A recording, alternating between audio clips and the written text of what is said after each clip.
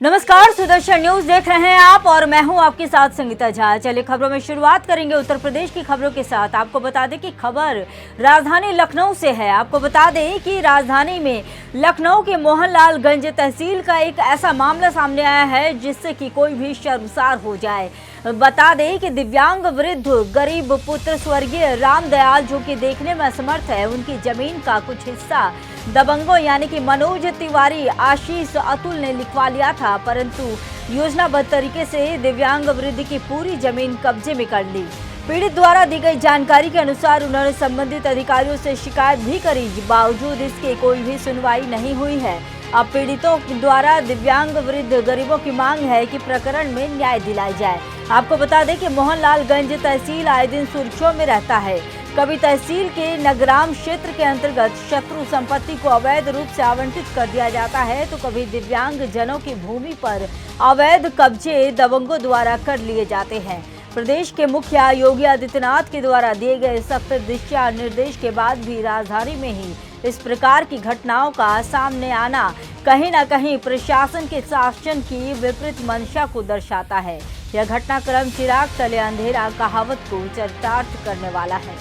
कब्जा साहब हम कब्जा सब किए हैं जबरदस्ती, और साहब 5-6 दफ़ा हम एप्लीकेशन दे चुके, नहीं कोई सुनवाई। हाँ बाबू, जब कहाँ दे चुके बाबू। हमारी मांग है बाबू, माँ का जब्ती खेती है, जब्ती नहीं करना चाहिए, जब्ती थी ना जब्ती ले लिए और हमारी खेती हमको दे दी।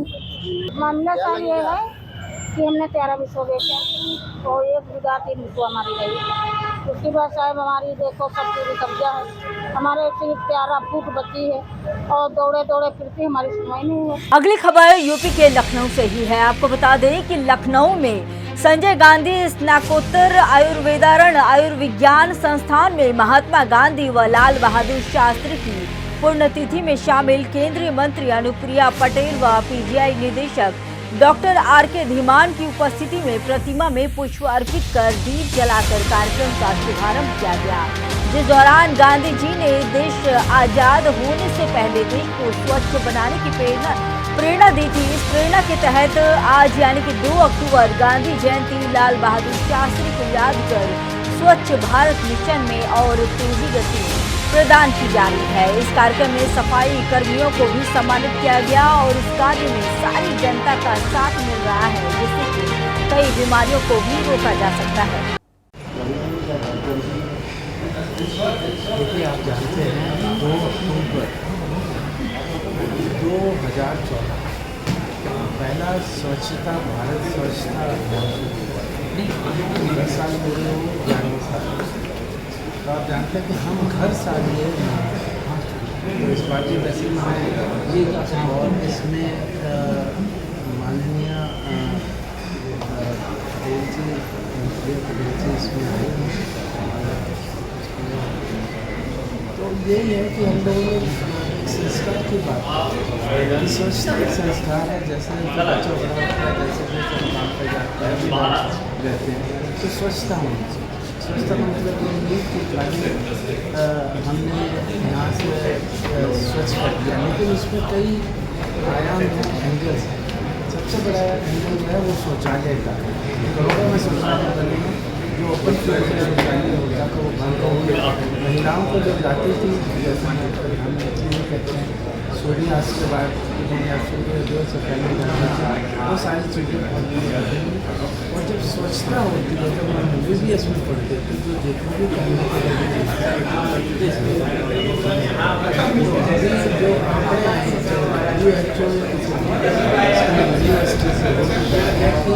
इंसिडेंस प्रिवलेंस कम हो रही है, जिसकी वजह से मौतें कम हुई हैं। बच्चों के पास 50-60 हज़ार पर ईयर ऐसे लोगों में अडल्ट में हुई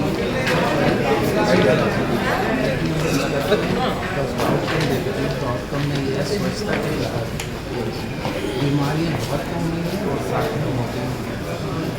तो उसी का आज हम लोगों ने ये प्रण लिया है कि हम इसको लेकर आगे चलेंगे। काफ़ी बातें हुई हैं और यहाँ तक ये स्वच्छता अभियान जो बच्चों के लिए आप हमारे साथ मौजूद थे पीजीआई के निदेशक डॉक्टर आर.के. धीमान जी। आप देख रहे हैं सुदर्शन न्यूज, रामदेव द्विवेदी के साथ लखनऊ। अगली खबर उत्तर प्रदेश से ही है। आपको बता दें कि जहां पर 6 सूत्रीय मांगों को लेकर प्रदर्शन देखने को मिल रहा है। आपको बता दें कि आज प्रदेश भर में आंगनबाड़ी माताएं अपनी 6 सूत्रीय मांगों को लेकर जिला मुख्यालय पर प्रदर्शन कर रही हैं। आंगनबाड़ी माताओं का कहना है कि सरकार ने मजदूरों की मजदूरी बढ़ाई है। हमें खुशी है, लेकिन दुख इस बात का भी है कि आंगनबाड़ी माताओं को नजरअंदाज किया गया है। इसी को लेकर आंगनबाड़ी माताओं में रोष है। इसी कड़ी में जनपद मुजफ्फरनगर में हजारों की संख्या में आंगनबाड़ी माताएं जिलाधिकारी कार्यालय पर पहुंची। वो अपनी 6 सूत्रीय मांगों का ज्ञापन मुजफ्फरनगर जिला प्रशासन के माध्यम से उत्तर प्रदेश के मुख्यमंत्री योगी आदित्यनाथ को भेजा है। हमारा मसला ये है, हमारा आंगनवाड़ी कर्मचारी संघ सम्मत भारतीय मजदूर संघ व संयुक्त मोर्चा ने इकट्ठा होकर आज यहाँ पे जिला मुजफ्फरनगर में ज्ञापन दिया। ये ज्ञापन जगह जगह पे हर प्रत्येक ज़िले में दिए जा रहे हैं, क्योंकि हम सरकार से एक तरफ मज़दूरों का पैसा उन्होंने बढ़ाया, तोहफा दिया कि एक मज़दूर की मज़दूरी बढ़ाई, उससे बहुत खुश भी हैं, लेकिन उसी के साथ साथ आंगनवाड़ियों को नज़रअंदाज कर दिया। उससे हम बहुत रोष में हैं। हमारी बहनें उसी रोष को प्रकट करने के लिए, और आज हमारा 2 अक्टूबर के दिन सन 1975 में हमारी ICDC योजना का शुभारंभ किया गया था, तो अपनी स्थापना दिवस के रूप में भी यहाँ पर आए हैं। मांग क्या है? मांग हमारी है, एक तो सबसे पहले आंगनवाड़ियों का पैसा बढ़ाया जावे, अन्य प्रदेशों की तरह बढ़ाया जावे, और केंद्र सरकार से भी मांग है कि सन 2018 में बढ़ाया था उन्होंने, 6-7 साल हो गए। क्या यूँ बताओ, 6-7 साल में तो वैसे भी दुगना हो जाता, हमारा 1 रुपया नहीं बढ़ाया, केवल लॉलीपॉप है। और उसके बाद एजुकेटर रखे जा रहे एक सेवा के लिए 3 से 6 वर्ष के। सन 1975 से सन 49 साल पूरे हो गए, आज 50वां लग गया। मेरी बहन 6 सेवाओं पे काम कर रही, उनकी एक सेवा का कितना पैसा है? जब एजुकेटर को एक सेवा का 10,484 रुपये है, तो मेरी 6 बहनें 6 सेवा प्लस अदर विभागों का कार्य करती हैं, तो उस सेवाओं का भी दाम माननीय मोदी जी योगी जी दें, तो हमें कोई रुसवाई नहीं है। लेकिन हमें नज़रअंदाज किया जा रहा, उसी को सरकार को जगाने के लिए और अपनी हम 6 सूत्रीय मांग यहाँ पे दी कि हमारे नियमावली में संशोधन किया जाए, हमें श्रमिक का दर्जा दिया जाए, हमारा अन्य प्रदेशों की भांति मानदेय दिया जाए, और बहनों को मरने के या मतलब रिटायर के बाद 5 लाख और 2.5 लाख का पैसा दिया जाए, ग्रेजुएटी लागू की जाए। जबकि कोर्ट ने भी शासनादेश कर दिए कि इन्हें ग्रेजुएटी दो, ये कर्मचारी हैं, लेकिन सरकार कर्मचारी मानने को तैयार नहीं है। सरकार ने तो मैं मजदूर भी नहीं माना।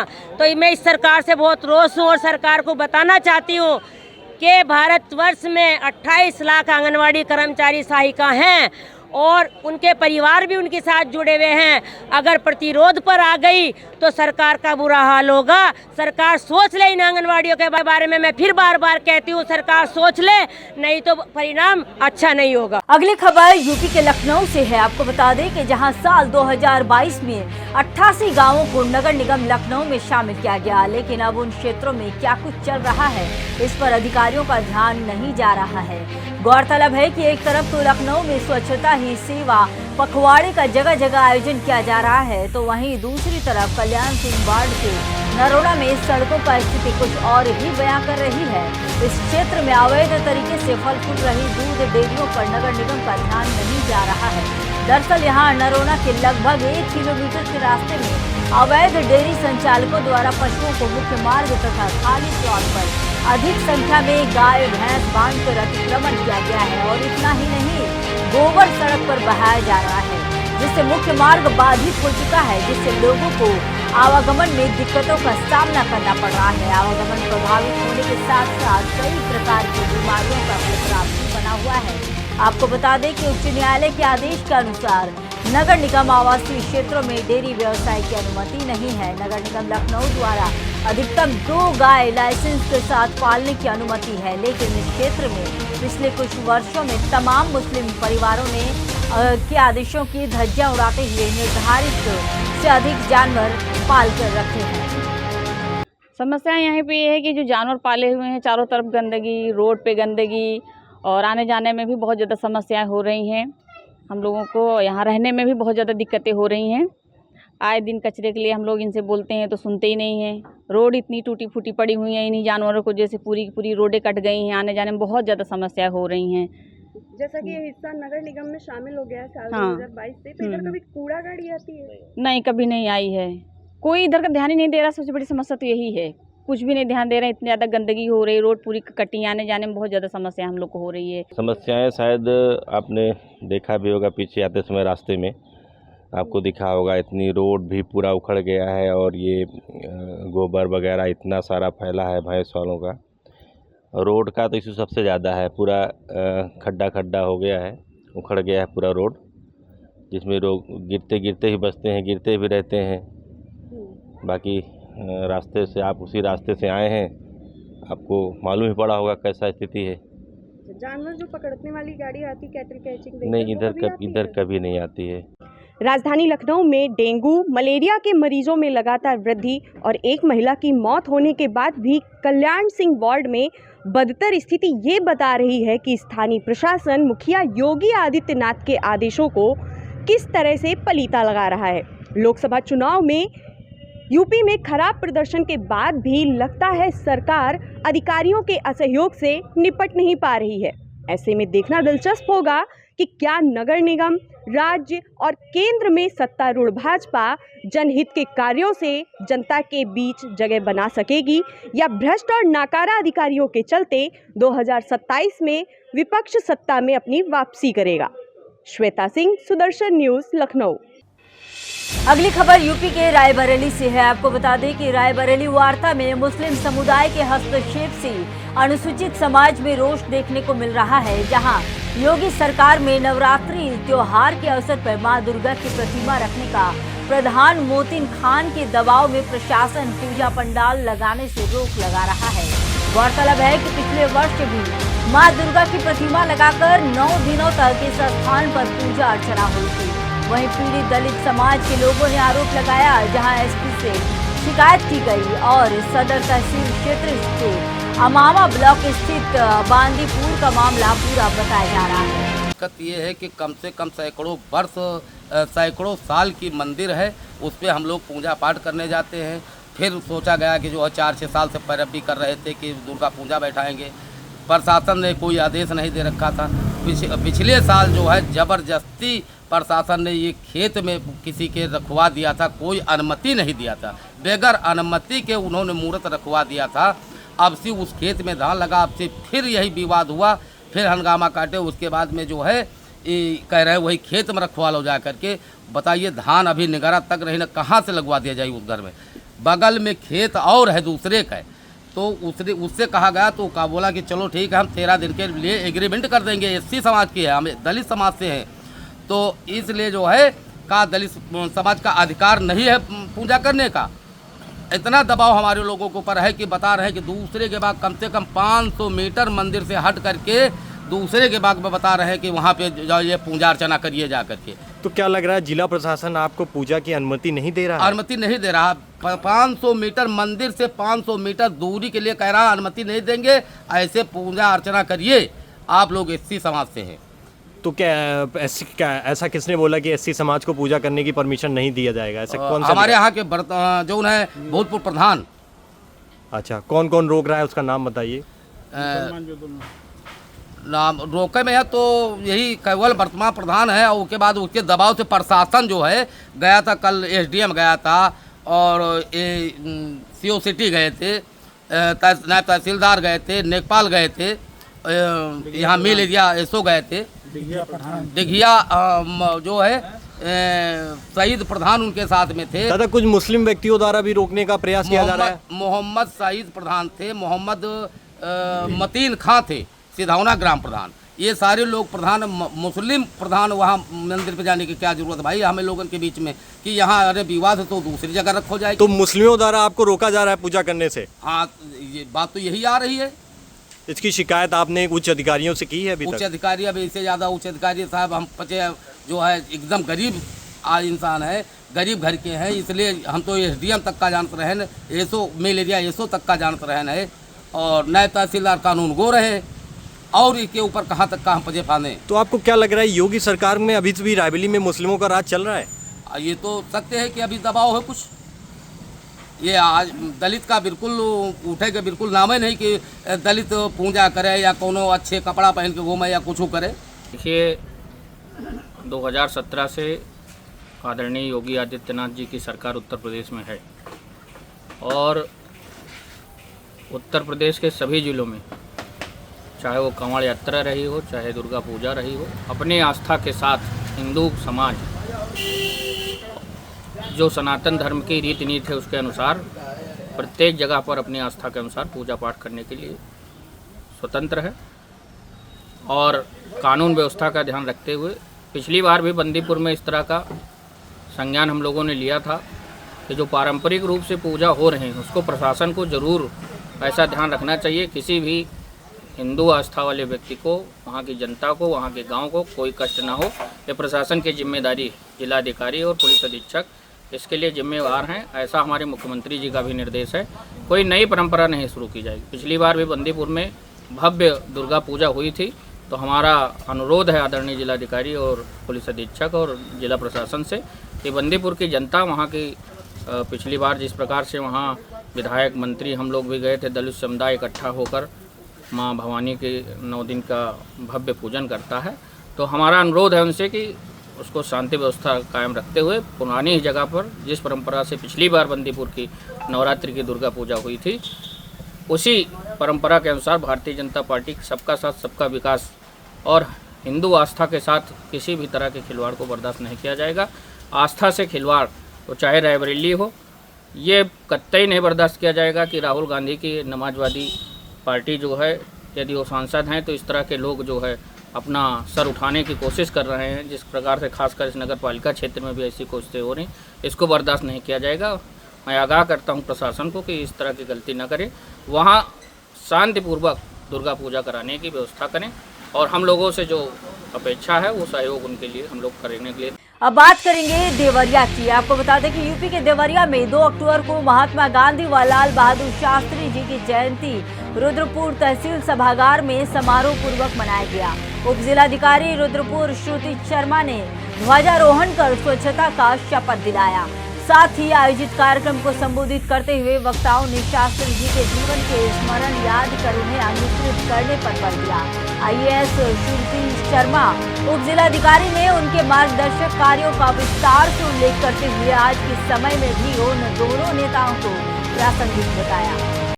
जी, आज के समय में गांधी जी और शास्त्री जी की प्रासंगिकता के बारे में हमेशा प्रश्न उठते हैं। तो मुझे लगता है जिस प्रकार से वैश्विक तौर पर शांति का उत्थान हो रहा है, व्यक्तिगत तौर पर हमारी ईगो या अभिमान का उत्थान हो रहा है, अलग अलग संप्रदायों के बीच कभी कभी हिंसा का उत्थान हो रहा है, इस परिप्रेक्ष्य में गांधी जी की जो सीख है, चाहे वो अहिंसा की सीख हो, पतितों की कल्याण के विषय में सीख हो, स्वच्छता के बारे में सीख हो, या फिर अपने सामाजिक और निजी और सार्वजनिक जीवन में सत्य और सत्यनिष्ठा के पथ पर चलने की सीख हो, हम सभी को अपने अगर जीवन में उसका क्रियान्वयन करेंगे तो निश्चित ही जो व्यक्तिगत और वैश्विक तौर पर जो समस्याएं हैं उनका निराकरण और हल निकल पाएगा। और उम्मीद करते हैं कि जैसे जैसे हम आगे बढ़ते हैं तो उन सीखों पर वापस जाएंगे। और जैसा कि राधाकृष्ण जी जो हमारे पहले राष्ट्रपिता थे, उन्होंने कहा था कि गांधी जी में अतीत के मूल्यों का और एक नवागत अतीत के मूल्यों का समन्वय है और साथ ही एक नए विश्व और एक नया समाज बनाने की शक्ति भी है। तो उन दोनों का समन्वय आज के परिप्रेक्ष्य में भी अत्यंत प्रसिद्ध है। अगली खबर यूपी के सीतापुर जिले से है। आपको बता दें कि सीतापुर जिले के महमूदाबाद ब्लॉक के ब्लॉक प्रमुख के विरुद्ध लाए गए अविश्वास प्रस्ताव के संबंध में महमूदाबाद के पंचायत सदस्यों ने जानकारी दी। पंचायत सदस्यों द्वारा बताया गया कि स्थानीय विधायिका आशा मौर्य के नेतृत्व में पूर्व में ही मुकेश वर्मा के विरुद्ध अविश्वास प्रस्ताव उच्च न्यायालय के आदेशों पर पूर्व जिलाधिकारी द्वारा पारित करवाया गया। और जैसा कि उच्च न्यायालय के निर्देशानुसार 29 अक्टूबर 2022 को जिलाधिकारी द्वारा मतदान कराया गया था, जिसमें क्षेत्र पंचायत सदस्य अनीता देवी के समर्थन से 67 क्षेत्र पंचायत सदस्यों ने मतदान किया था। इनका निर्णय उच्च न्यायालय के आदेश पर 9 तारीख 2024 को मत पेटिका खोलकर समक्ष आया। अविश्वास के पश्चात प्रमुख द्वार 3 बार बैठक बैठकें बुलाई गई, जो कोरम के अभाव में निरस्त हो गई। वहीं क्षेत्रीय 83 पंचायत सदस्यों में से 71 पंचायत सदस्य पूर्ण बहुमत के साथ अविश्वास प्रस्ताव की मांग अगले उच्च न्यायालय की बैठक के निर्णय तक रोक चाहते हैं, जिसके संबंध में सभी पंचायत सदस्यों ने भारी विरोध जताते हुए संपूर्ण जानकारी दी। मामला ये है महमूदाबाद ब्लॉक प्रमुखी का। ब्लॉक प्रमुख मुकेश वर्मा जो है 20 साल से अधिक उनको प्रमुखी करते हो गए हैं, समाजवादी के दबंग टाइप के हैं। दूसरी चीज़ ये है कि यहाँ आप पहले चुनाव जो है भारतीय जनता पार्टी से सुशीला देवी ने लड़ा था, इसके बाद उनका गांव जो है नगर पालिका में आ गया तो चुनाव से वंचित रह गई। इसलिए हमारी पत्नी अनीता देवी जो हाजीपुर ग्राम सभा से बीडीसी हैं, वार्ड संख्या 5 है उसका, उन्होंने डीएम साहब को 83 बीडीसी में से 63 बीडीसी जो दस्तखत किए थे एफिडेविट पे डीएम साहब के सामने पेश किया गया। डीएम साहब ने जो है उस पर हम लोगों को स्वस्थ किया कि जो है बैठक करा के अविश्वास प्रस्ताव दिलवाएंगे। तारीख भी उन्होंने दे दी। तारीख देने के बाद सरकार की तरफ से 2 साल तिहाई बहुमत कानून पास हो गया। तो हम लोगों ने जब ये हो गया, हम लोगों को डेट मिल चुकी थी। डेट मिलने के बाद हम लोगों को जो कुछ समझ में नहीं आया तो हम लोग उच्च न्यायालय के शरण गए। जब उच्च न्यायालय के शरण गए, वहाँ पर हमको उच्च न्यायालय से डीएम साहब को आदेश मिला कि बैठक जो लिखी जा चुकी है उसको कैंसिल आप नहीं कर सकते हैं, क्योंकि वोटिंग का दायित्व बीडीसी का जो है वो ख़त्म नहीं कर सकते आप। वोटिंग के लिए क्लियर कर चुके हैं तो आप वोटिंग करवाइए, वोटिंग करवा करके सुरक्षित डबल लॉक में रखवा दीजिए। ये आदेश उच्च न्यायालय से आया। फिर उसके बाद में जो है उच्च न्यायालय के आदेश आने के बाद उच्च न्यायालय के आदेश आने के बाद हम लोगों ने वोटिंग करवा लिया। वोटिंग में 67 बीडीसी उनके विपक्ष में वोटिंग की। वो वोट में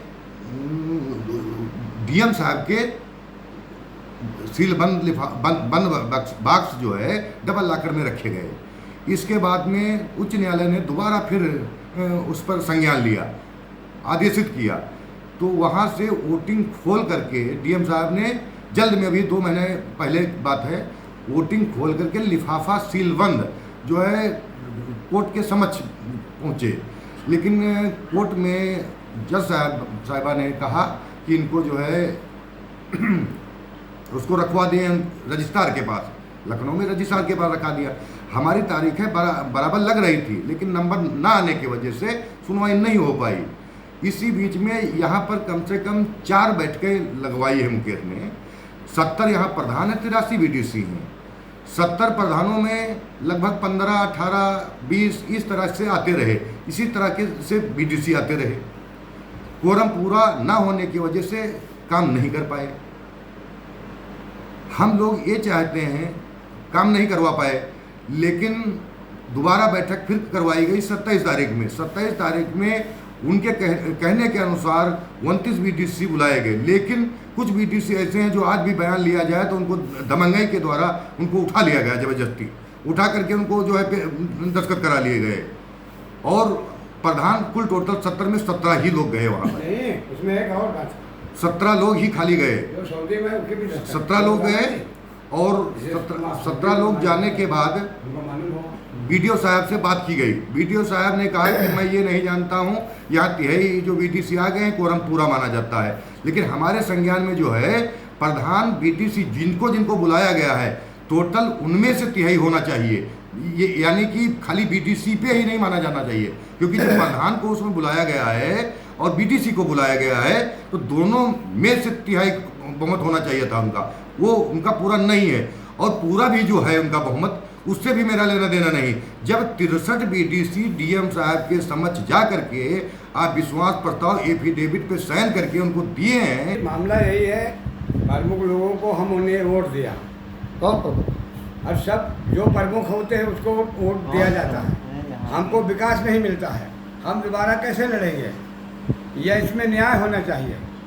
क्या मांग है आपकी? हमकी मांग यही है कि विश्वास प्रस्ताव ये ले आए प्रमुख, ये वो ले आए, दोबारा वोटिंग हो तो हम लोग कुछ विकास करें, तो दोबारा हम लोगों को जो है वोट फिर मिलेगा। और हमको लोग जनता परेशान कर रही है कि तुमने ये नाले नहीं बनवाया, ये सड़क शहरों के लिए तुमने कहा था बनवाने के लिए, तो जो हमको कुछ विकास का पैसा नहीं मिलेगा तो हम कैसे करवाएंगे। तो ये बात तो आपने निर्णय है, ये बात आपने ब्लॉक प्रमुख से कही तो उन्होंने क्या तो कहा? उन्हें प्रमुख ने कहा कि अब वो कुछ, अरे हम तो हम हैं, वो जो उनके अब वो भी नहीं, कुछ भी नहीं, तो क्या करेंगे जब कोई न्याय नहीं होता है तो क्या हो। ये कहाँ का मामला है? खाली ये थोड़े लगाने से मीटिंग काम चल जाएगा। बताओ हमको ये कहाँ का मामला है? यही महमूदाबाद ब्लॉक का मामला। यहाँ के ब्लॉक कौन है, ब्लॉक प्रमुख कौन है? वो मुकेश। तो अब आप क्या चाहते हैं? हम यही चाहते हैं कि निर्णय हो, विकास हो, हम लोगों की तरक्की हो, जितने बीडीसी हैं दोबारा फिर हम वोट मांगे जाए तो फिर हम दुत्कारे न जाए किसी दरवाजे पे। हाँ नहीं कि तुमने काम कराया है, हमने तो कहता है कि दोबारा उस भी विश्वास प्रस्ताव बोला है। ये अभी कार्यकाल को हम बीडीसी हैं खपुरा से, हमारे कार्यकाल को 3 वर्ष पूर्ण हो गए, 3 वर्ष से अधिक का समय हो गया, लेकिन कोई कार्य नहीं हो रहा है। अभी इसी के चलते हम लोग अविश्वास प्रस्ताव लाए थे, जिसमें से 63 बीडीसी ने शपथ पत्र डीएम साहब के सम्मुख प्रस्तुत किया और उसके सापेक्ष यहाँ पे वोटिंग भी हुई, जिसमें मैं उपस्थित नहीं हो सका था। और इस अविश्वास में 67 लोग सम्मिलित हुए जिन्होंने उनके खिलाफ वोटिंग की है। किसके खिलाफ? मुकेश जी के। ये मुकेश जी कौन है जी? ये कौन है मुकेश? ये मुकेश वर्मा जी मौजूदा ब्लॉक प्रमुख हैं। और उसके बाद मामला कोर्ट में विचाराधीन है, जैसा कि बताया गया है। अभी जो लास्ट टाइम मीटिंग हुई है 27 में, तो इसमें हमको भी बैठक का वो मिला था एजेंडा। हम बैठक में सम्मिलित नहीं हुए क्योंकि हम वहाँ पर पहले से ही उनके अगेंस्ट में हैं, क्योंकि उनकी कार्यशैली संतुष्ट नहीं है, संतोषजनक बिल्कुल भी नहीं है। जहाँ तक बात की जाए कार्यशैली की, तो पिछले 20 सालों में इनके द्वारा क्षेत्र में कोई कार्य नहीं कराया गया है और अभी 3.5 साल होने को हो रहे हैं हम लोगों के बीडीसी कार्यकाल के, कोई भी काम नहीं हुआ है। अभी देखिए, हम लोग विकास चाहते हैं, विकास हो, सरकार जो पैसा हम लोगों के विकास के लिए दे रही वो खर्च हो, लेकिन उसको इनके जरिए ना करा करके या तो कोई टीम गठित की जाए ब्लॉक की तरफ से या शासन की तरफ से कोई अधिकारी नियुक्त कर दिया जाए जिसकी देख रेख में सारे कार्य हों। डीएम को आपने जब ज्ञापन दिया था तो क्या आश्वासन मिला है? डीएम साहब की तरफ से हमें आश्वासन मिला था कि एक डेट हमको दे दी गई थी, उस डेट में ये दोबारा से वोटिंग होगी। अगर ज़्यादा मत इनके विरोध में जा रहे हैं तो फिर अविश्वास प्रस्ताव ला करके जो भी योग्य ब्लॉक प्रमुख के लिए प्रत्याशी होगा उसको बिठाया जाएगा वहाँ पे। तो आप क्या चाहते हैं? देखिए, हम तो इनकी कार्यशैली से बिल्कुल भी पक्ष में नहीं हैं। हम चाहते हैं कि कोई योग्य व्यक्ति बैठे वहाँ पे, और हमारे उम्मीदवार संजय वर्मा जी की पत्नी अनीता वर्मा जी हैं, जिनके पक्ष में हम लोग हैं। आपका नाम? जी, मेरा नाम आशीष वर्मा है और मैं ग्राम खपुरा का बीडीसी मेंबर हूँ। प्रकरण के संबंध में जो आपने बात की है वो प्रकरण महमूदाबाद ब्लॉक से संबंधित है और ये प्रकरण ब्लॉक प्रमुख के अविश्वास प्रस्ताव के संबंध में, ये प्रकरण ब्लॉक प्रमुख के अविश्वास प्रस्ताव के संबंध में जहाँ तक रही कि अभी तक के क्या प्रक्रिया हुई है, भारतीय जनता पार्टी की तरफ से संजय वर्मा की पत्नी श्रीमती अनीता वर्मा जी के नेतृत्व में 83 क्षेत्र पंचायत सदस्यों में से 63 क्षेत्र पंचायत सदस्यों ने मौजूदा ब्लॉक प्रमुख के खिलाफ एक अविश्वास प्रस्ताव के नोटिस माननीय जिलाधिकारी 2022, इसमें माननीय जिलाधिकारी श्रीमान जिलाधिकारी महोदय द्वारा एक आदेश दिया गया था कि वोटिंग कराई जाएगी, बैठक बुलाई जाएगी। डेट निर्धारित होने के उपरांत उत्तर प्रदेश सरकार के द्वारा एक अध्यादेश लाया गया जिसमें यह कहा गया कि 2 वर्ष से कम और 2 तिहाई से कम पे प्रस्ताव किसी भी ब्लॉक के खिलाफ नहीं लाया जा सकता। इसके अनुपालन में जब यह अध्यादेश आया तो माननीय श्रीमान जिलाधिकारी महोदय ने प्रक्रिया को व्यस्त करते हुए हम लोगों को अवगत करा कि ये पूरी प्रक्रिया निरस्त हो गई है। तो ऐसी स्थिति में हम लोग माननीय उच्च न्यायालय को रुख किया। माननीय उच्च न्यायालय में हमने रिट दाखिल की। रिट में हमें निर्देश प्राप्त हुआ कि संबंधित जिलाधिकारी को दिया गया कि वोट कराई जाए। वोट पड़ने के बाद मतपेटिका को सील करके सुरक्षित रखवा दिए गए। ये कार्यक्रम चल रहा था, माननीय उच्च न्यायालय में विचाराधीन था। इस बीच अध्यक्ष, क्योंकि ब्लॉक का अध्यक्ष प्रमुख होता है, उसने वीडियो से कह के 8 दिसंबर 2023 को एक बैठक आई खेत पंचायत में, जो कोरम के अभाव में स्थगित हो गई। पुनः 16 दिसंबर 2023 को बैठक ब्लॉक प्रमुख के द्वारा, तत्कालीन ब्लॉक प्रमुख द्वारा लगाई गई। मौजूदा ब्लॉक प्रमुख द्वारा जो भी कोरम के अभाव में निरस्त हुई। इस बीच मई में माननीय उच्च न्यायालय ने जिलाधिकारी महोदय को निर्देशित किया कि जो वोट डाले गए थे उन वोटों को खोल के सील बंद लिफाफे में मेरे समझ प्रस्तुत करें। वो प्रस्तुत कर दिया उनके समक्ष। उसके बाद पड़ा रहा मामला। इधर 11 जुलाई को हमारे उस समय श्री गुप्ता जी जो है खंड विकास अधिकारी थे, उन्होंने एक बैठक आहूत की क्षेत्र पंचायत में, जो बैठक कोरम के अभाव में निरस्त हुई। हम लोग उस बैठक, ये बार बार जो बैठकें हो रही, उससे संबंध में हम लोगों ने एक प्रार्थना पत्र श्रीमान जिलाधिकारी महोदय किया, जिसपे श्रीमान जिलाधिकारी महोदय को प्रार्थना पत्र दिया। उस पर यहाँ के खंड विकास अधिकारी ने ये रिपोर्ट लगाई कि वित्तीय वर्ष 24 और 25 में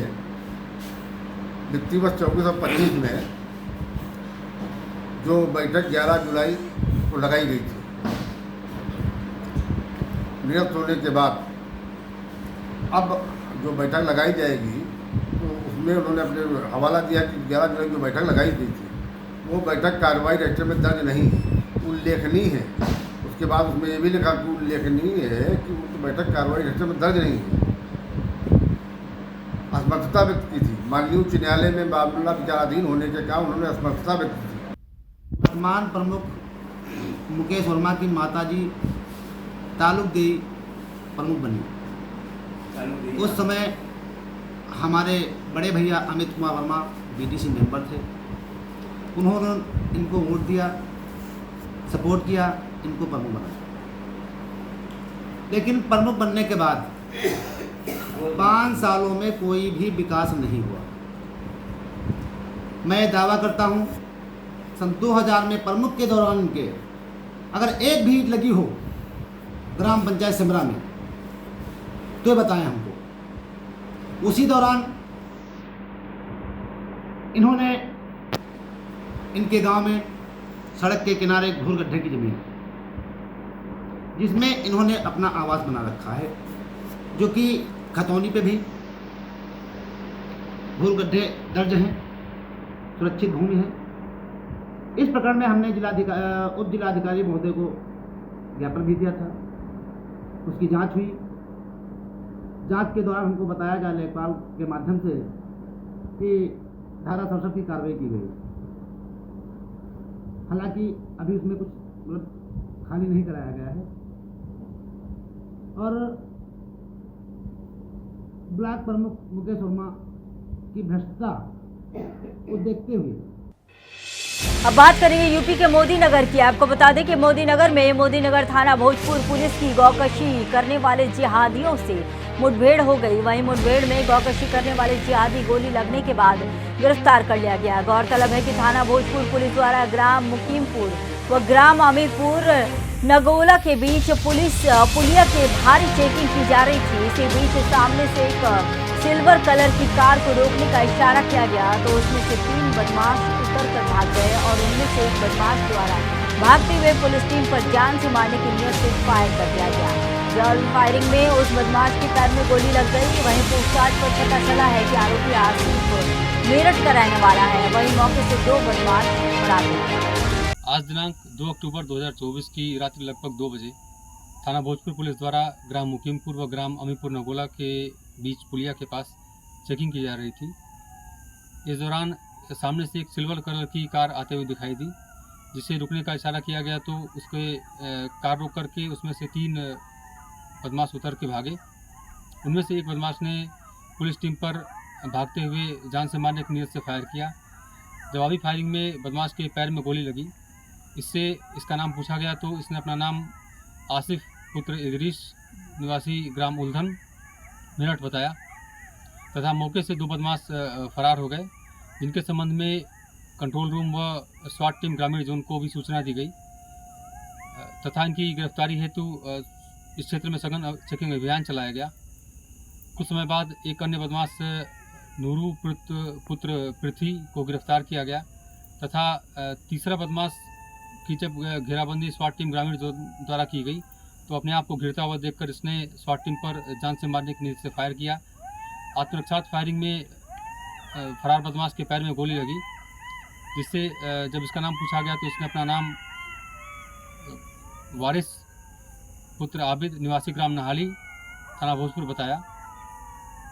इन बदमाशों के कब्जे से 2 तमंचा व कारतूस आदि बरामद हुए हैं। जो कार इनके द्वारा प्रयोग में लाई जा रही थी उसकी तलाशी ली गई तो उसमें से गोकसी करने के औजार और रस्से आदि बरामद हुए हैं। इनसे पूछताछ में इन्होंने विगत दिनों गोकसी कर गोवंश के अवशेष ग्राम मुकीमपुर व अमीपुर नगोला के बीच पुलिया के पास फेंकना स्वीकार किया। बदमाशों के आपराधिक इतिहास की जानकारी की जा रही है तथा घायल बदमाशों को उपचार हेतु CHC मोदी नगर भेजा गया है। प्रकरण में समस्त आवश्यक वैधानिक कार्रवाई की जा रही है। अगली खबर यूपी के बिजनौर से है। आपको बता दें कि एक बार फिर हिंदुओं की आस्थाओं पर प्रहार किया गया है। रामलीला मंचन के दौरान पुलिस ने मंच पर चढ़कर व्यवधान डालने की कोशिश की, जिससे आहत हुए हिंदुओं ने क्षेत्राधिकारी अफजलगढ़ ऑफिस पहुंचकर प्रदर्शन किया और इस पूरे मामले पर CO अफजलगढ़ ने मामले पर संज्ञान लेते हुए थाना अध्यक्ष पर कार्रवाई का आश्वासन दिया। संख्या में ग्रामीण आए हुए थे, उनके द्वारा यह बताया गया कि गांव में रामलीला चल रही थी और रामलीला में स्थानीय पुलिस द्वारा पहुंचकर कुछ व्यवधान उत्पन्न किया गया। उनके कुछ सामान उठाने की बात उन्होंने बताई, जिस पर ग्रामीणों को आश्वासन दिया गया कि उनके द्वारा बताए गए सभी बिंदुओं पर गहनता से जांच कर विधिक कार्रवाई सुनिश्चित कराई जाएगी तथा मर्यादा में रहकर परमिशन लेकर जो रामलीला वो अपना कर रहे हैं सुचारू रूप से अपना चलाएं। ग्रामीणों ने आरोप लगाया है कि उनके ग्रंथ में भी जो है ठोकर मारी गई है, क्या कहना चाहिए? इन सभी बिंदुओं की जांच कराई जाएगी। अभी वीडियो फुटेज और अन्य चीज़ प्राप्त कर देखेंगे और इस तरह की अगर चीज़ें होंगी तो इस पर कठोर कार्रवाई सुनिश्चित कराई जाएगी। अगली खबर यूपी के फर्रुखाबाद से है। आपको बता दें कि फर्रुखाबाद में बाढ़ खत्म हो गई है, लेकिन स्थानीय लोगों की मुश्किलें नहीं खत्म हो रही हैं। बाढ़ के चलते बाढ़ से 68 गांव पूरी तरह जलमग्न हो गए हैं। इससे बाढ़ पीड़ितों की मुश्किलें बढ़ गई हैं। गंगा और रामगंगा में आई बाढ़ से 68 गांव हुए थे पूरी तरह जलमग्न। बाढ़ की चपेट में आने से 53,180 जनसंख्या प्रभावित हुई है।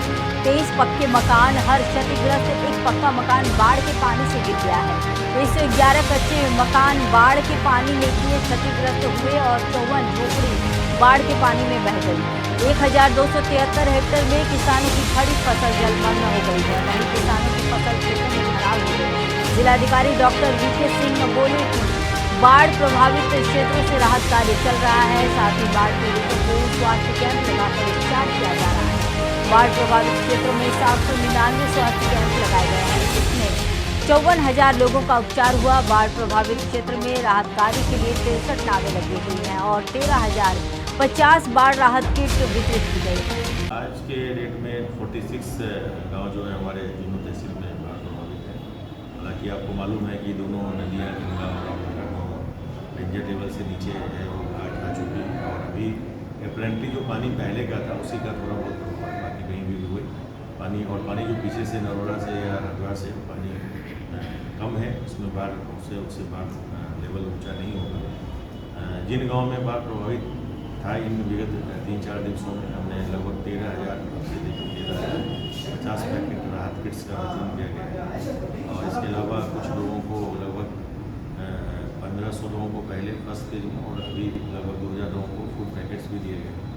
मेडिकल टीम क्रियाशील है, सब जगह मेडिकल टीम जा रही है और पशु का टीकाकरण उसकी भी कार्रवाई हो रही है। बोट्स की व्यवस्था यथावश्यक की गई है। हालांकि बाढ़ का प्रभाव बिल्कुल अब समाप्ति की ओर है। पानी उतर चुका है, लेवल दोनों रिवर का नीचे हो चुका है। डेफिनेटली आज की डेट में जनपद में बाढ़ का कोई बहुत ज़्यादा इफेक्ट नहीं है। अब बात करेंगे कानपुर की। आपको बता दें कि कानपुर दक्षिण में कुल्हाड़ी से काटकर पति ने पत्नी को मौत की घाट उतार दिया। बता दें कि प्लॉट बेचने के विवाद में पति ने पत्नी की निर्मम हत्या कर दी। पत्नी की हत्या के बाद पति ने रेल से कटकर सुसाइड का प्रयास किया। घायल आरोपी पति को आरपीएफ ने हैलेट अस्पताल में भर्ती कराया। एडीसीपी साउथ समेत थाना पुलिस ने जांच पड़ताल कर साक्ष्य जुटाए और मामले में आगे की कार्रवाई जारी है। सवेरे 8 बजे एक सूचना थाना गुजैनी को प्राप्त हुई, जिस पर त्वरित कार्रवाई करके पुलिस मौके पर पहुंची और ये गांव पिपौरी है, वहाँ के रहने वाले हैं प्रहलाद से। उनका अपनी वाइफ से झगड़ा चल रहा था, प्रॉपर्टी बेचना चाह रहे थे। ये इसी विवाद के चलते उन्होंने उसे कुल्हाड़ी से मार दिया, जिससे उसकी हत्या मृत्यु हो गई। उनका एक बेटा है करीब 40 साल का, सत्येंद्र सैनी, उसने हत्या की तहरीर दी है और तहरीर के अनुसार अभियोग पंजीकृत कर लिया गया है। पंचायतनामे की कार्रवाई चल रही है और अन्य आवश्यक विधिक कार्रवाई की जा रही है। पति ने भी आगे सूचना आई है, ट्रेन से कटने का प्रयास किया है, क्या स्थिति है उसकी? पति की सूचना मिली है, रेलवे ट्रैक पे वो पड़ा मिला है, उसके सिर में चोट है और जीआरपी द्वारा उसे हैलेट हॉस्पिटल भेजा गया, यहाँ पे उसका। अगली खबर यूपी के लखीमपुर खीरी से है। आपको बता दें कि संपूर्ण नगर में संपूर्ण नगर पुलिस ने मुखबिर की सूचना पर भारत नेपाल सीमा पर बसी बाजार में 2 नेपाली नागरिकों को भारतीय नंबर प्लेट की मोटरसाइकिल के साथ गिरफ्तार कर लिया। वहीं जानकारी करने पर पता चला कि मोटरसाइकिल चोरी का है। पुलिस ने दोनों युवकों को हिरासत में ले लिया है और पूछताछ में मोटरसाइकिल चोरी की निकली, तो वहीं दोनों युवकों के विरुद्ध कार्रवाई की जा रही है। अब बात करेंगे कानपुर की। आपको बता दें कि कानपुर के सेन पश्चिम थाना क्षेत्र में कर्ज को लेकर विवाद में एक कार सवार युवक को जिंदा जलाकर मारने की कोशिश की गई। वहीं युवक का आरोप है कि बुकिंग से वापस लौटते समय उसकी कार के आगे कील दिखा दी गई, जिससे उसकी कार के टायर पंचर हो गए। कार के पंचर होते ही उसे आरोपी ने अपने साथियों के साथ घेर दिया। उसके बाद पेट्रोल डालकर कार में आग लगा दी। उसके बाद भाग गए। उसने परिजन को फोन करके इसकी सूचना दी। जब तक परिजन पहुंचे वह झुलस चुका था। उसे घायल हालात में इलाज के लिए बेधनु सीएचसी लेकर पहुंचे, जहां डॉक्टर ने प्राथमिक इलाज कर उसे गंभीर हालत में कानपुर के हैलेट अस्पताल में रेफर कर दिया। उसकी तहरीर पर पुलिस ने मुकदमा दर्ज कर जाँच शुरू कर दी है। पहले से झगड़ा चल रहा था। कहाँ? गाँव का है, पैसा लेन देन का झगड़ा चल रहा था। क्या हुआ? तो उसी में 2-3 बार गांव में गड़ेचे हैं, तो एप्लीकेशन भी हम लोग दिए थे, तो उसमें कुछ हुआ नहीं था। फिर कल रात में हमारे साथ में अटैक कर दिया लोगों ने। क्या नाम है? कौन कौन नाम है? एक नंदू नाम है एक लोग का, और एक वो शोभित है, और उसके मौसी लड़का भोले नाम है। क्या किया उन्होंने? उन लोगों ने रात में हम बुकिंग छोड़ के आ रहे थे अपने, तो गाड़ी पहले पंचर हुई हमारी, तो हमने एक टायर देखे, तो हमने कहा चलो घर पे देखेंगे जाके। दूसरा भी टायर पंचर हो गया, तो फिर ईंटा चलने लगे, तो फिर हमने गाड़ी लॉक कर लिया। तो गाड़ी लॉक करने के बाद चारों तरफ से शीशा ही तोड़ डाले। तो तोड़ने के बाद जब हम बाहर निकलने की कोशिश की, तो उसमें आग ही लगा दिए। तो उसी में हमको झेल लिया, जल गया। जलने के बाद वो लोग हाथापाई भी किए हमारे साथ में, लेकिन हम निकल लिए घर फ़ोन कर दिए थे ना। अगली खबर कानपुर से ही है। आपको बता दें कि कानपुर में दीक्षांत सीएसए का 26वां दीक्षांत समारोह 4 अक्टूबर को आयोजित किया जाएगा, जिसकी तैयारियां पूरी कर ली गई है। इस बार सीएसए के कुलपति ने 19 समितियां बनाई हैं, जिसमें कॉलेज के वरिष्ठ अलग प्रोफेसरों बागडोर सौंपी गई है, जो कि इस पूरे कार्यक्रम आयोजन से लेकर समापन तक जिम्मेदारी देती है। वहीं इस बार राज्यपाल द्वारा कुल 62 पदक दिए गए हैं। छात्र व छात्राओं को दिए जाएंगे, जिसमें से कुलाधीश स्वर्ण पदक 14, विश्वविद्यालय रजत पदक 14, विश्वविद्यालय कांस्य पदक 13, प्रायोजित स्वर्ण पदक 21 होंगे। इस संबंध में कुलपति ने जानकारी दी। विशेष तो यही है कि आदरणीय गवर्नर साहब आ रही हैं और कृषि मंत्री जी भी आ रहे हैं, और अभी तक हमें यही सूचना है कि माननीय उपराज्य मंत्री भी आएंगे कृषि के। और सिमिट के डीजी हमारे मुख्य अतिथि हैं, जिनको कि हम लोग ऑनरेरी डॉक्टरेट की डिग्री भी दे रहे हैं उस फंक्शन में। और कुल मिलाकर के 62 पदक इस बार बच्चों को दिया जा रहा है। अच्छी बात यह है कि इस बार लड़कियों को 24% अवार्ड मिल रहा है। हालांकि बच्चों की संख्या ज़्यादा है, करीब 76% अवार्ड्स बॉयज़ को जा रहा है। और 601 बच्चों को, चाहे यूजी लेवल की हो, पीजी लेवल की हो और पीएचडी को, सबको मिला करके 601 बच्चों को इस वर्ष डिग्री दी जाएगी। और उसमें से 14 जो है कुलाधिपत्य स्वर्ण पदक हैं, और विश्वविद्यालय रजत पदक 14 हैं, और विश्वविद्यालय कांस्य पदक 13 हैं, और जो प्रायोजित स्वर्ण पदक हैं वो 21 हैं। कुल मिलाकर के 62 पदक इस बार हम लोग दे रहे हैं।